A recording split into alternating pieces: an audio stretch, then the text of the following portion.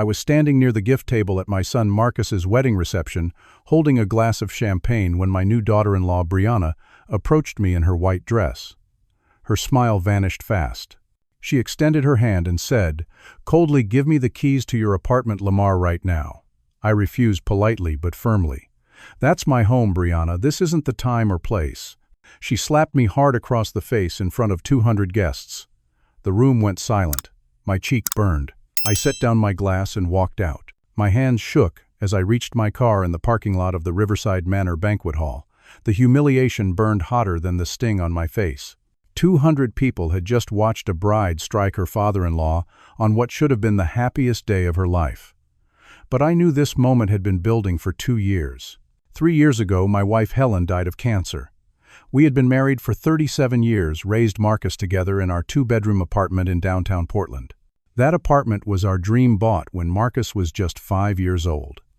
Helen picked out every piece of furniture, painted every wall, planted flowers on the small balcony that overlooked the Willamette River. After she passed, that apartment became my sanctuary, filled with her memory in every corner. Marcus is our only child. I'll admit we spoiled him a bit.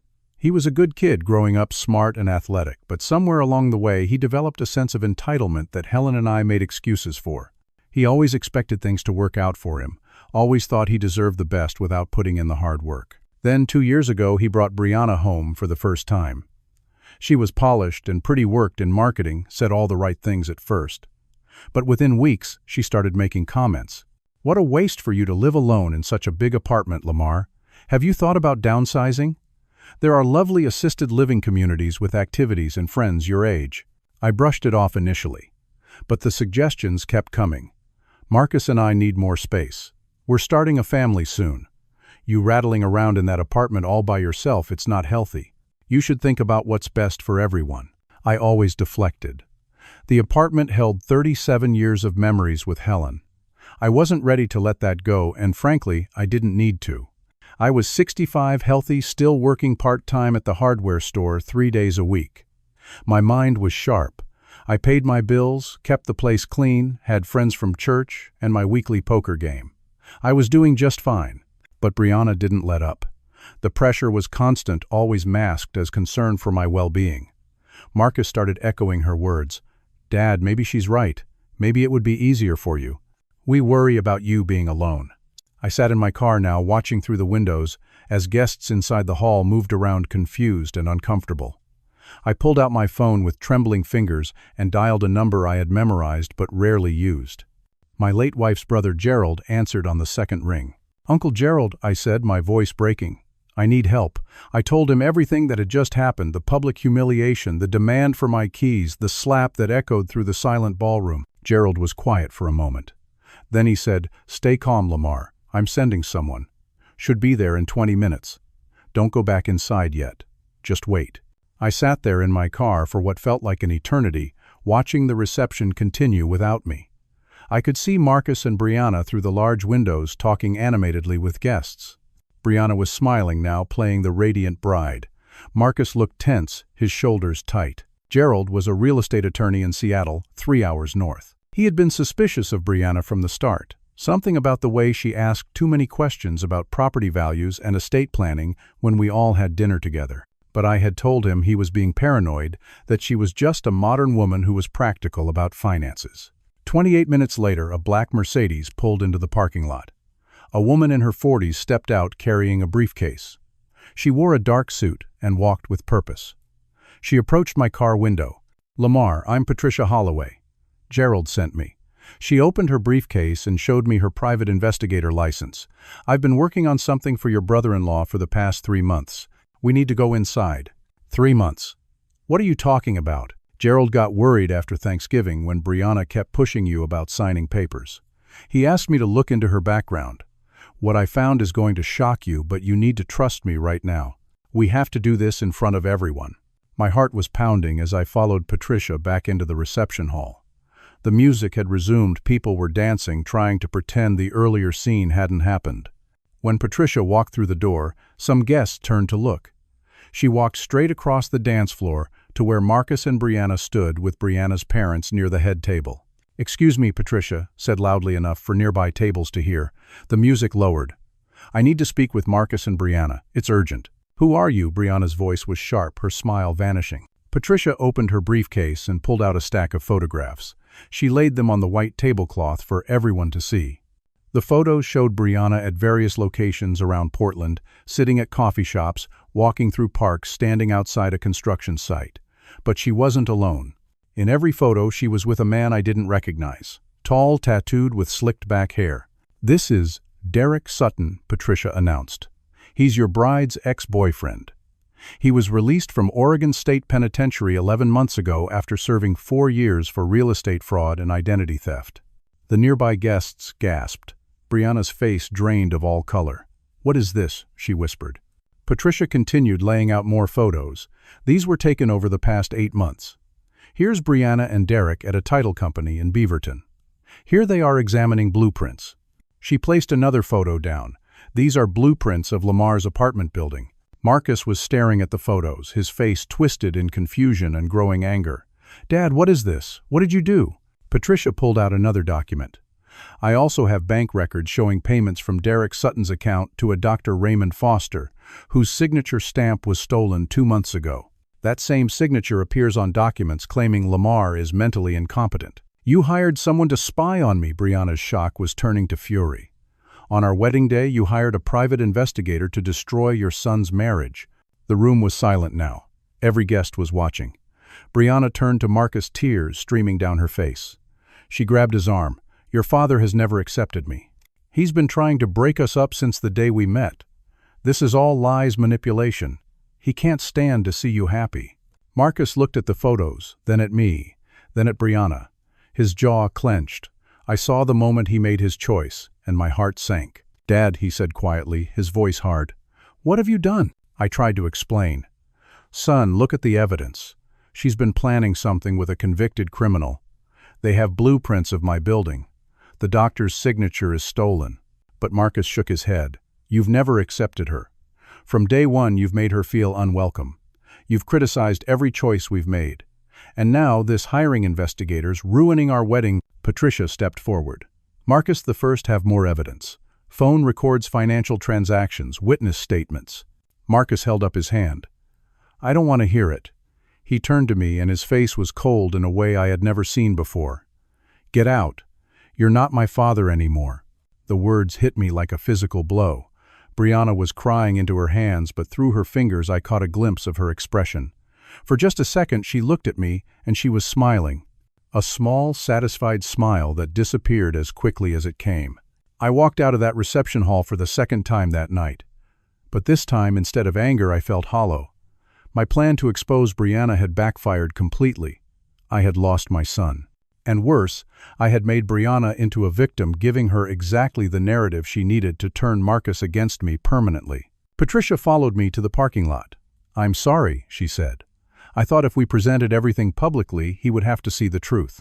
I sat on the curb, suddenly exhausted. So did I. "This isn't over," Patricia said. "The evidence is solid. Gerald will help you fight this legally." But as I sat there in the dark parking lot, listening to the celebration continue inside without me, I wondered if maybe it was already over. Maybe I had already lost. 2 days later, I returned to my apartment building on Northwest Davis Street. I had spent those 2 days in a cheap motel near the airport, barely sleeping, my phone silent. Marcus hadn't called. I had tried reaching him a dozen times, but every call went to voicemail. When I reached my apartment door on the 3rd floor, I knew something was wrong immediately. My key wouldn't turn in the lock. I tried again, jiggling it, thinking maybe the mechanism was stuck. Nothing. The lock had been changed. I went downstairs to find Eddie Ramirez, the building superintendent. Eddie had been managing the property for 15 years. He knew me, knew Helen had come to her funeral. When I knocked on his office door, he opened it with a grimace of apology already on his face. "Lamar, I'm sorry. Your son was here yesterday with legal documents." "What documents?" Eddie handed me a folder. Inside was a power of attorney agreement signed and notarized, claiming that Marcus now had legal authority over my affairs. The document stated that I was mentally incompetent due to grief-related dementia following my wife's death. A doctor's signature validated the claim. Dr. Raymond Foster from Northwest Medical Center. I stared at the papers, my vision blurring. This is a lie. I've never seen this doctor. I don't have dementia. Eddie's face was pained. I'm just the building manager. He had legal documents signed by a doctor. I had to comply. I'm sorry. Your belongings are inside. But I can't give you access without court authorization now. He handed me an envelope. Inside was an eviction notice, 30 days to vacate premises, except I couldn't even get inside to pack my things. I drove the 3 hours to Seattle in a daze white, knuckling the steering wheel of my old Toyota. Gerald's office was in a glass tower downtown. When I arrived, he took one look at my face and cleared his schedule. We sat in his conference room and he examined the power of attorney documents through reading glasses. His expression grew darker with each page. "These are sophisticated forgeries," he finally said. "The doctor's name is real. Dr. Raymond Foster practices at Northwest Medical Center. But I'm willing to bet he never signed this." Gerald called the doctor's office right there, putting the phone on speaker. After being transferred twice, a nurse came on the line and explained that Dr. Foster's signature stamp had been reported stolen 2 months earlier. They had filed a police report. The theft had never been connected to any fraud until now. "This is serious," Gerald said after hanging up. "Medical fraud, forgery, identity theft. We're not just talking about a property dispute anymore. This is criminal. Can you fix it? Can you get me back into my apartment?" Gerald nodded slowly. "I'll file emergency motions to reverse the power of attorney, but we need a court date." He checked his computer. "Earliest I can get is 6 weeks out." 6 weeks. Marcus and Brianna will have legal possession. Until then, unfortunately, yes. With these documents, they have temporary legal authority. Over the next week, I tried repeatedly to see Marcus. I drove to his old apartment in the Pearl District, where he had been renting a 1-bedroom place. The landlord told me Marcus had moved out 3 days after the wedding. Forwarding address my apartment on Davis Street. I couldn't go there because of the changed locks, but I drove by one evening, parking across the street. Through the third-floor windows, I could see movement inside. New curtains hung where Helen's lace ones had been. I sat there for an hour, hoping to catch a glimpse of my son to maybe talk to him if he came outside. Instead, Brianna appeared at the window. She looked right down at my car, smiled, and closed the curtains. When I got back to the motel that night, I found a notice taped to my door. Marcus had rented a storage unit and moved all my belongings there. I had 30 days to claim them before they would be auctioned off for unpaid fees. The storage fee was $150 per month. The next week, I violated every instinct and drove to my apartment building again. I had to try to talk to Marcus, but when I approached the building entrance, Marcus was coming out. I called his name. He stopped, and for a moment, I thought I saw something soften in his face. Then Brianna appeared behind him, her hand on his arm. "Marcus," I said, "we need to talk." "Son, please." "You need to leave," Marcus said. His voice was flat. "Patricia's investigation was illegal. Those photos were faked. Brianna's lawyer says, we can sue you for defamation. They weren't faked. Derek Sutton is a real person, a convicted criminal. Marcus, she's using you." "Stop." Marcus held up his hand. "You're harassing us. If you don't leave right now, I'm calling the police." I stood there on the sidewalk, watching my only child walk away from me. Brianna looked back once, and that same small smile played at her lips. That evening, Gerald called with news that made everything worse. I did some research on Brianna's father. Judge Raymond Cartwright sits on the district court bench in Portland. Same courthouse, where your case will be heard. Can't he be removed from the case? He won't hear it himself because of the family connection. But Lamar, he has influence. This complicates everything. We're going up against powerful, connected people. I sat in that motel room looking at the few belongings I had grabbed before the locks were changed. A photo of Helen on our wedding day. Marcus's baby shoes. A coffee mug that said "World's Best Dad" that Marcus had given me for Father's Day when he was 8 years old. I had been a postal worker for 34 years. I knew how to follow routes, how to be reliable, how to show up every day and do the work. But I didn't know how to fight people like this. People with money and connections and lawyers who could make legal documents appear out of thin air. For the first time since Helen died, I felt truly alone. 6 weeks later, I stood in the Multnomah County Courthouse wearing the one suit I owned, the same one I had worn to Helen's funeral. Gerald stood beside me, carrying 2 briefcases full of evidence. The courtroom was smaller than I expected, wood-paneled with harsh fluorescent lights. Brianna's attorney was Sharon Vale, a woman in her 50s with steel-gray hair and a reputation for aggressive litigation. She wore an expensive suit and had the confidence of someone who had never lost a case they cared about winning. Judge Ellen Morrison presided, a woman in her early 60s who Gerald said had a reputation for fairness. That gave me a small amount of hope. Sharon Vale started by painting me as a confused, grieving widower who couldn't accept his son's marriage. She brought in witnesses, neighbors from my building. Mrs. Dorothy Chen from apartment 212 testified that she had heard me talking to myself in the hallway multiple times. I talked to my late wife sometimes, I had whispered to Gerald. When I'm alone, is that a crime? Mrs. Chen continued. She had seen me leave my stove on 3 times, causing smoke. She had found me wandering the hallway at 2 in the morning, confused about which apartment was mine. Every word was a lie. I barely knew Mrs. Chen. I had talked to her maybe 5 times in the year since Helen died. But she sat there in the witness box, speaking with confidence. And Judge Morrison wrote notes. Another witness, a man named David Park, who claimed to be a regular at the coffee shop I frequented, testified that I often forgot my order, became agitated and confused. Once accused the barista of stealing my wallet when it was in my pocket. The whole time. I had never seen this man before in my life. Sharon Vale then produced medical records showing I had missed 6 appointments for cognitive decline assessments over the past year. The records looked official, stamped and signed, but I had never made those appointments. I had never been to those doctors. Gerald objected repeatedly, arguing the medical records needed to be verified, but Judge Morrison allowed them as evidence pending verification.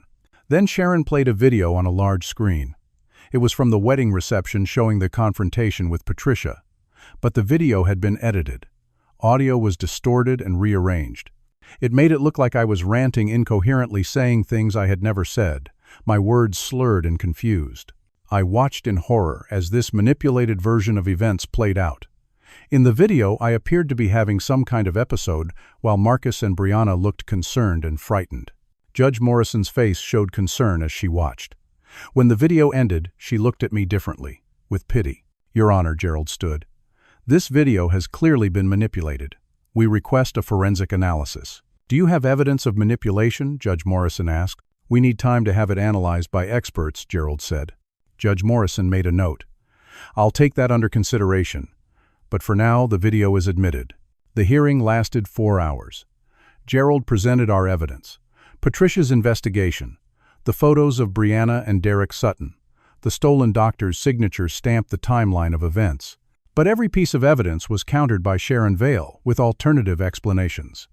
The photos could have been anyone. Derek Sutton was simply an old friend, helping Brianna with a legitimate real estate inquiry. The signature stamp theft was a separate issue with no proven connection to these documents. At the end of the hearing, Judge Morrison announced her decision. Given the conflicting testimony and the serious nature of the allegations on both sides, I'm ordering a mandatory psychiatric evaluation for Mr. Prosent, Lamar Brown. He will see court-appointed psychiatrist Dr. Angela Moss within 2 weeks. The evaluation results will determine my final ruling on the power of attorney and property ownership. My stomach dropped. Another doctor. Another opportunity for manipulation. As we left the courtroom, Sharon Vale was waiting in the hallway with Marcus and Brianna. Sharon approached with papers. A restraining order. Gerald scanned the documents. My client fears for her safety, Sharon said. Mr. Brown has been stalking her, making threatening phone calls, showing up at their residence repeatedly. I haven't threatened anyone, I protested. Sharon produced phone records. Dozens of calls from my number to Marcus's phone. 2 in the morning. 4 in the morning. 6 calls in a row at 3 in the afternoon. 18 calls in one day. I had been trying to reach my son. Desperate, obsessive maybe, but not threatening. Judge Morrison reviewed the request quickly. She granted a temporary restraining order. I was forbidden from coming within 500 feet of Marcus, Brianna, or the apartment on Davis Street. Violation would result in immediate arrest. I watched Marcus's face during all of this. He wouldn't meet my eyes. He stood there rigid while Brianna played the frightened victim, holding onto his arm. In the parking garage, Gerald tried to be encouraging. We'll get through the psychiatric evaluation. We'll prove you're competent. But I could hear the doubt in his voice. That week, I lost my part-time job. Carl, the manager at Morrison's Hardware, where I had worked 3 days a week since retiring, called me into his office. I had missed too many shifts because of court dates and stress. I couldn't focus when I was there. I had snapped at a customer who asked where to find paint thinner, something I would normally handle with patience. "I'm sorry, Lamar," Carl said. "You're a good man, and I know you're going through hell. But I need reliable help. I have to let you go." I walked out of that hardware store, knowing I was now completely unemployed, living in a motel that cost $60 a night with a storage unit that cost $150 a month, and legal bills that were eating through my savings. Even though Gerald was charging me at cost, I had lost my home, my son, my job, and my reputation. And the psychiatric evaluation was still 2 weeks away. Dr. Angela Moss's office was in a medical building in downtown Portland, 8th floor, with large windows overlooking the city. The waiting room was decorated in calming blues and greens, soft music playing magazines about mindfulness and wellness fanned across a coffee table. When Dr. Moss came out to greet me, she seemed professional and kind. She was in her 40s with short blonde hair and a warm smile. "Please come in, Lamar." Her office was comfortable, 2 chairs facing each other rather than the traditional couch setup. She offered me tea, which I declined, then settled into her chair with a notepad. "I understand you've been through a difficult time," she began. "Tell me about your wife's death." I talked about Helen for 20 minutes. The cancer diagnosis, the treatments, the hope, and then the loss of hope holding her hand as she died. Dr. Moss listened, nodding occasionally, making notes. Then she asked about Marcus. "Tell me about your relationship with your son." I explained how we had been close when he was young, how things had become strained in recent years, especially after he met Brianna. I tried to explain the wedding incident, the evidence Patricia had found, the power of attorney fraud. But as I talked, Dr. Moss's questions started to feel leading. "Do you ever feel like people are conspiring against you, Lamar?" "Not conspiring, but Brianna is manipulating the situation." "Do you hear your wife's voice? Do you have conversations with her?" "I talk to her photo sometimes." "Is that unusual for someone grieving?" She made a note. "Do you find yourself confused about where you are sometimes, forgetting important details?" "No," I said firmly. "I'm not confused. I'm 65 years old, not 90. My mind is sharp." The evaluation lasted 2 hours. By the end, I felt exhausted and uncertain. Had I said the right things? Had I defended myself properly? Or had I sounded paranoid? 2 weeks later, I received Dr. Moss's report in the mail. Gerald read it aloud in his office, his voice tight with frustration. "Patient shows signs of paranoid delusions, complicated grief disorder, and early cognitive decline. Patient fixates on conspiracy theories regarding his daughter-in-law and exhibits obsessive behavior patterns. Recommend continued psychiatric care and supervision of daily activities." I sat there stunned. This is a lie. Every word is a lie. Gerald was already on his computer. "I'm looking into Dr. Moss's background. There has to be a connection."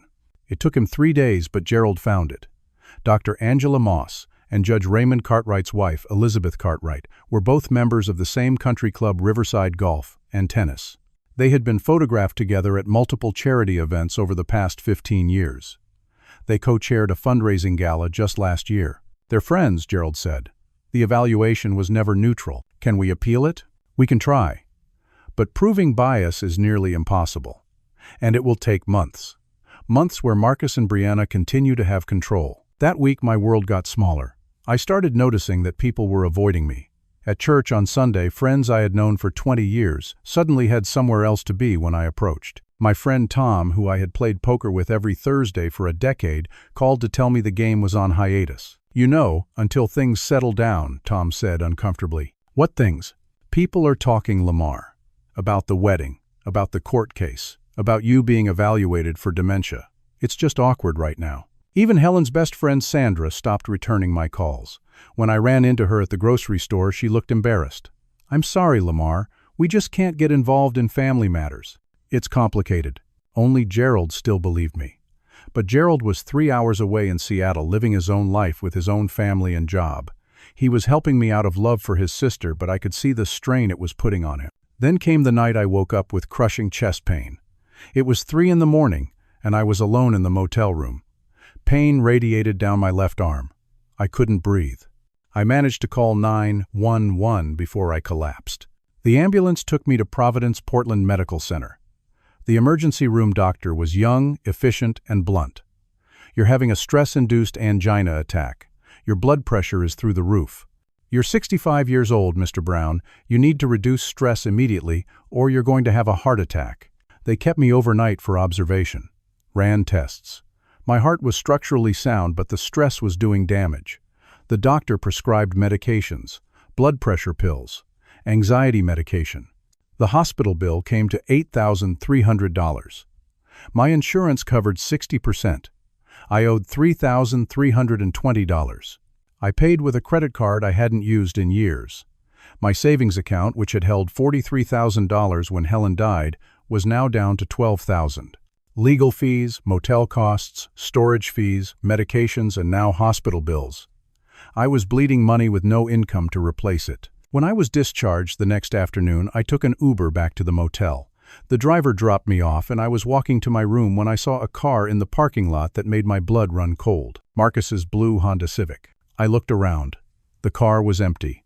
Where was he? Then I saw them. Marcus and Brianna were coming out of the lobby of the medical building next door. They had been visiting someone, a doctor probably. Marcus was holding paperwork. We were maybe 50 feet apart. Brianna saw me first. Her eyes widened, and then she started screaming. "He's here! He's following us! Call the police!" "Marcus," I tried to say, but I was still weak from the hospital. "I'm not following you. I was just released from the ER." But Brianna was screaming louder now, backing away, playing the terrified victim. Security guards from the medical building came running. Someone called the police. I tried to explain that I had just been discharged from the hospital next door, that this was a coincidence that I hadn't known they would be here. But I was still wearing my hospital wristband, which should have proven my story, except it also made me look medically fragile, potentially confused. The police arrived. They reviewed the restraining order, which clearly stated I had to stay 500 feet away from Marcus and Brianna. The officer measured the distance. We were 48 feet apart. "I'm sorry, sir," the officer said. "You're in violation of a court order. I have to take you in." I spent that night in the Multnomah County Jail. A 65-year-old man in a cell with two other men, one who had been arrested for assault, another for drug possession. I didn't sleep. I sat on the metal bench wearing orange jail scrubs, feeling the weight of complete and total humiliation. Gerald bailed me out the next morning, his face gray with exhaustion. He had driven through the night from Seattle. "They're going to use this," he said quietly. "Judge Morrison warned you.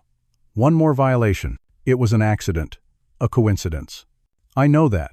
You know that. But they're going to make it look like you're obsessed stalking them." And they did. Sharon Vale filed a motion within 48 hours. The motion requested that I be held in contempt of court and face jail time. It included a request that I be fitted with an ankle monitor to track my movements. Judge Morrison granted the ankle monitor. A tracking company came to the motel and strapped a thick black device around my left ankle. I now had to check in electronically every 12 hours, and could not go more than 20 miles from the motel without permission. I was a prisoner in everything but name, and the court date for the final hearing on the apartment ownership was still 3 months away. I hit rock bottom on a Tuesday afternoon in late September. I was sitting in the motel room looking at my bank statement. $7,800 left in my account. Legal fees had another payment due.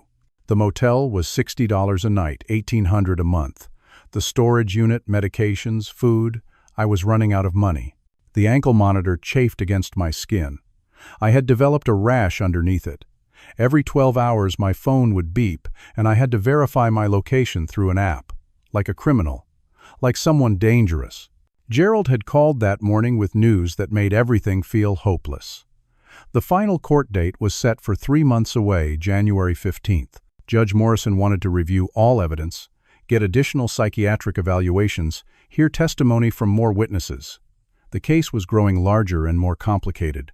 With the psychiatric evaluation, the arrest record, and Judge Cartwright's influence were facing an uphill battle, Gerald had said carefully. "I want to be honest with you, Lamar. The odds aren't good. So what do I do?" Gerald was quiet for a long moment. "You could consider a settlement. Sign over some portion of ownership to Marcus, keep a financial stake, negotiate for your belongings back. Give up my home.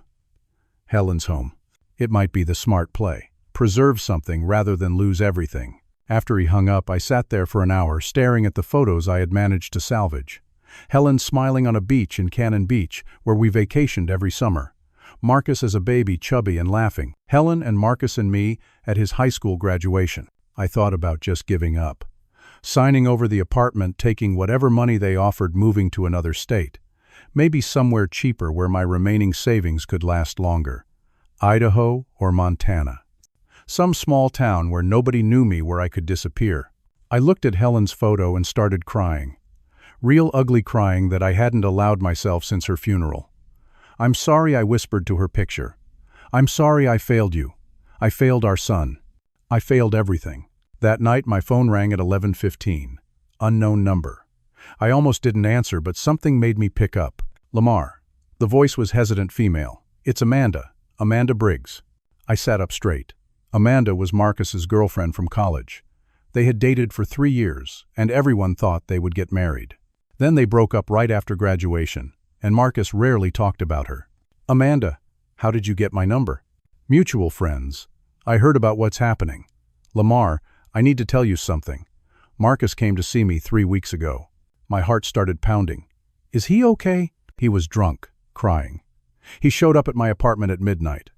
Amanda's voice was shaky. "He said Brianna is scaring him, that things have gone too far. He said he feels trapped, but doesn't know how to stop it." "Did he say what he meant?" "He said Brianna controls everything now, their bank accounts, his phone, his email.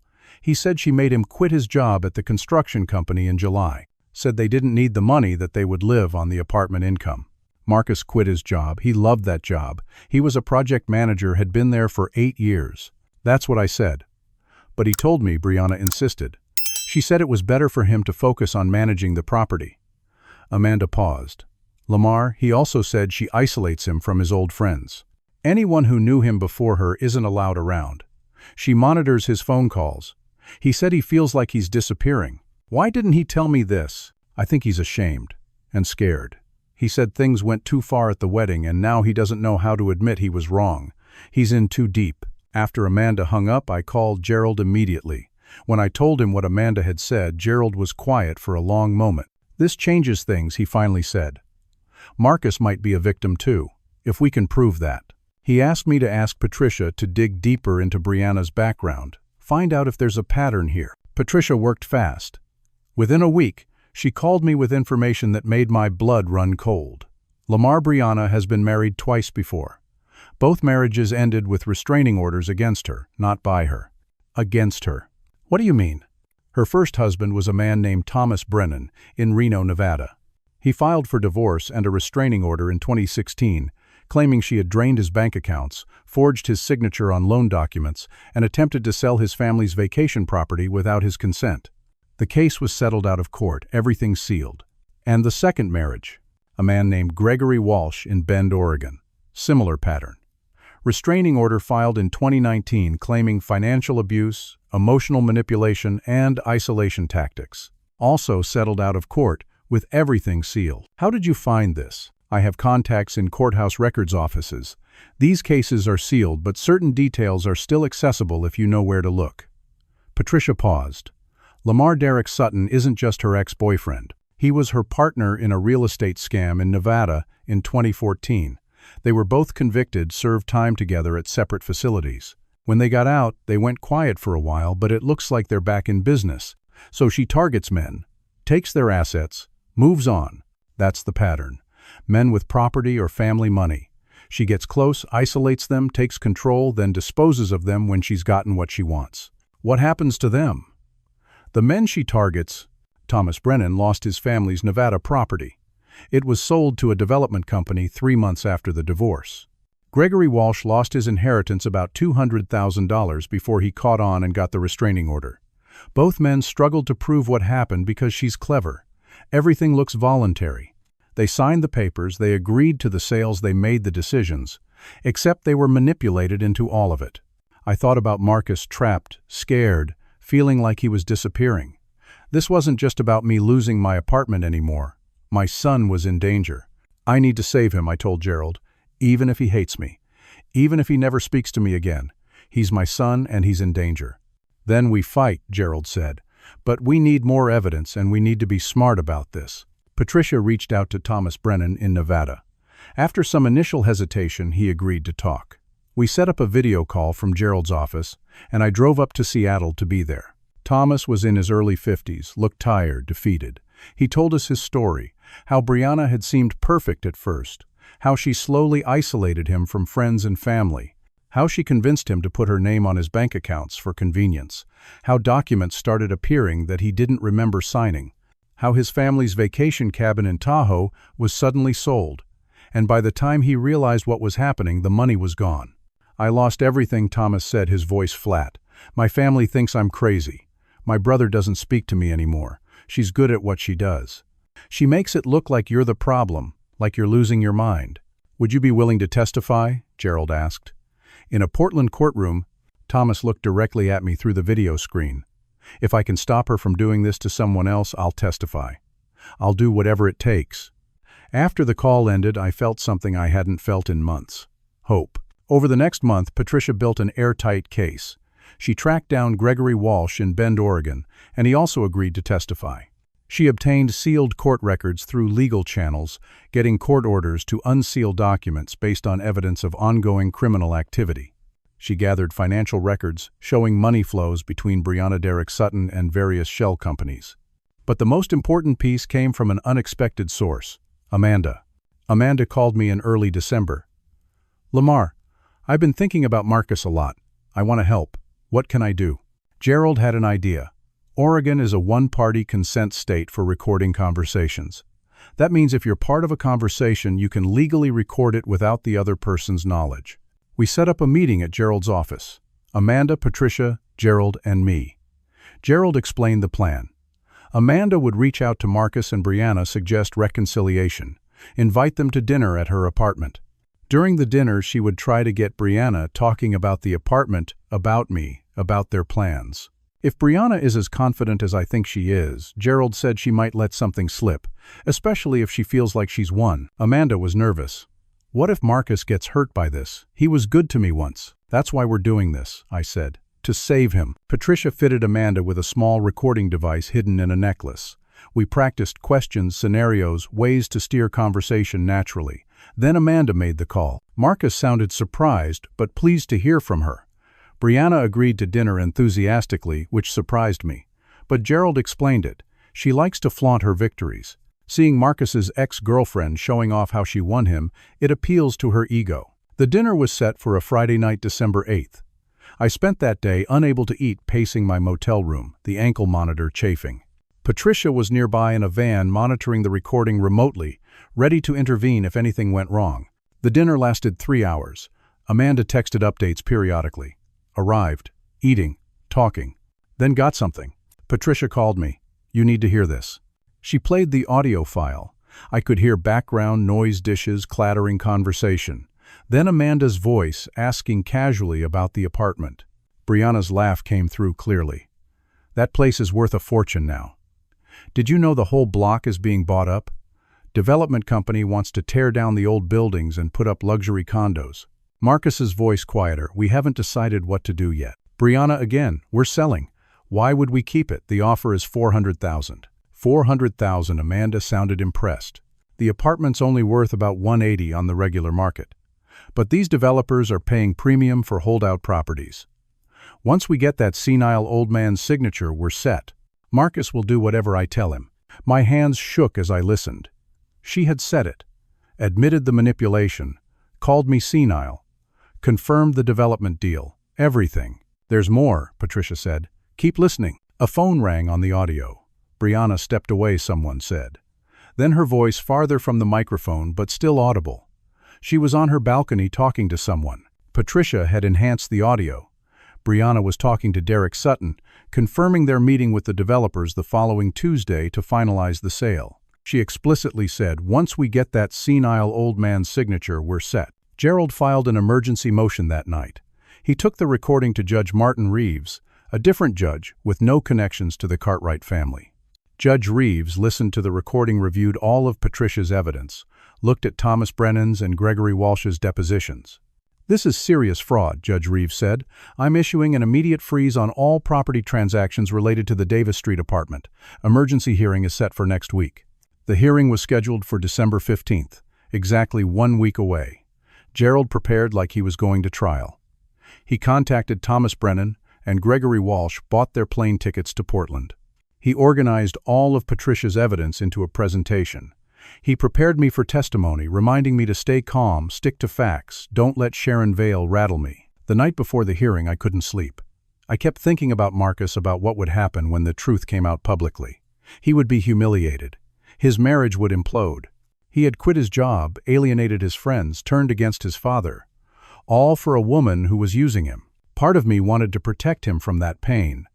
But the bigger part of me knew that the only way to truly save him was to expose everything. I thought about Helen. What would she want me to do? I looked at her photo. Save our son, I could almost hear her say, no matter what it costs. The courtroom was packed when we arrived at 9 in the morning on December 15th. Judge Martin Reeves presided, a stern man in his 60s with a reputation for no-nonsense proceedings. Marcus and Brianna sat with Sharon Vale at the defendant's table. Marcus looked thin, exhausted, his suit hanging loose on his frame. Gerald stood and began presenting our case. He started with the recording. Amanda's audio played through the courtroom speakers, Brianna's voice clear and damning. That senile old man. Marcus will do whatever I tell him. 400,000 from the developers. Marcus's face went pale as he listened. He stared at Brianna, who sat rigid, stone-faced. Then Gerald called Thomas Brennan to the stand. Thomas testified about his marriage to Brianna, the isolation tactics, the forged signatures, the stolen property. He showed documents proving the pattern. Sharon Vale tried to object, arguing that Thomas's case was irrelevant, but Judge Reeves overruled her. This establishes a pattern of behavior directly relevant to the current allegations. Gregory Walsh testified next, telling a similar story from Bend. The manipulation, the financial control, the fake documents.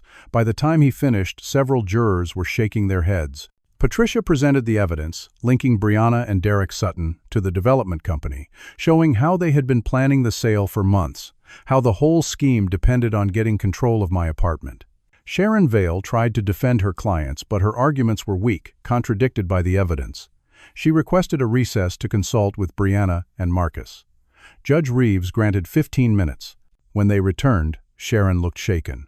"Your Honor, I need to make a statement. I am withdrawing from this case effective immediately. My clients have not been truthful with me, and I cannot in good conscience continue representation." The courtroom erupted in murmurs. Sharon gathered her briefcase and walked out without looking back. Judge Reeves banged his gavel. "Order." He looked at Marcus and Brianna. "Do you wish to continue pro se, or do you need time to find new representation?" Marcus stood up slowly. His hands were shaking. "Your Honor, I need to speak." Brianna grabbed his arm. "Don't you dare!" Marcus pulled away from her. "Your Honor, I want to tell the truth."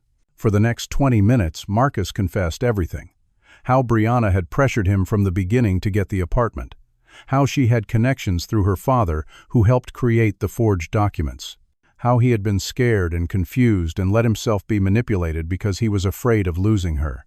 How she had made him quit his job, isolated him from friends, controlled every aspect of his life. "I knew the power of attorney was wrong," Marcus said, his voice breaking. "I knew my dad wasn't sick.